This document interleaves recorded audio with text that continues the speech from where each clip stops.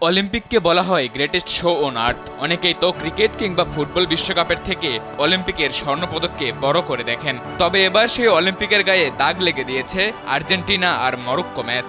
আনুষ্ঠানিকভাবে শুরু না হওয়া অলিম্পিক ইতিমধ্যে চিরস্মরণীয় হয়ে থাকা নিশ্চিত করেছে। আর্জেন্টিনা আর মরক্কোর ফুটবল ম্যাচ যেভাবে হয়েছে তাতে এরকম ম্যাচ আর দ্বিতীয়টি আছে কিনা সন্দেহ।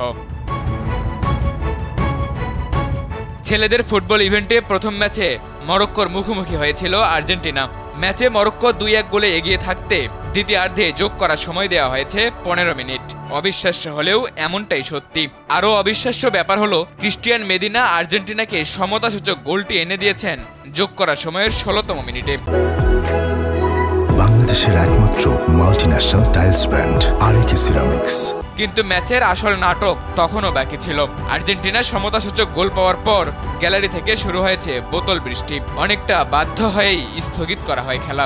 অবিশ্বাস্য হলেও সত্যি, প্রায় 2 ঘন্টা পর এই ম্যাচ পুনরায় আবার মাঠে গড়িয়েছে। তখন অবশ্য দর্শকেরা গ্যালারি ছেড়েছেন। তার আগেই অবশ্য আর্জেন্টিনার সমর্থকদের জন্য আরও একটি অবিশ্বাস্য কাণ্ড ঘটেছে। ভিডিও অ্যাসিস্ট্যান্ট রেফারি ভিআর প্রযুক্তির সাহায্যে আর্জেন্টিনার দ্বিতীয় গোলটি বাতিল করেন সুইডিশ রেফারি গ্লেন নাইবার্গ। কারণ বদলি হয়ে নামা আর্জেন্টিনার ডিফেন্ডার ব্রুনো আমিনোর পায়ের পাতার অর্ধেক অংশ অফসাইড ছিল। আর্জেন্টিনা এরপর আর ম্যাচে ফিরতে পারেনি। 2-1 গোলের বিতর্কিত হার নিয়ে মাঠ ছাড়তে হয় হ্যাভিয়ার মাসচেরানোর দলকে।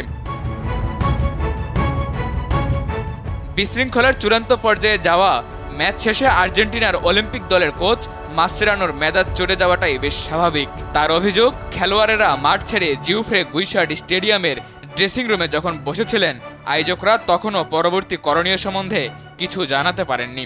মাসচেরানো এরপর রীতিমতো ধুয়ে দিয়েছেন আয়োজকদের। জানিয়েছেন তার জীবনে দেখা এটাই সবচেয়ে বড় সার্কাস। এমন ঘটনা পাড়ার টুর্নামেন্টেও ঘটে না, এটা লজ্জার। লিওতে শনিবার নিজেদের দ্বিতীয় ম্যাচে ইরাকের মুখোমুখি হবে আর্জেন্টিনা।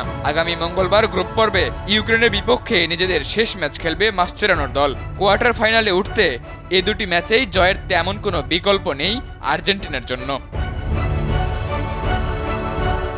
সাদাতুর রাফি, কালবেলা।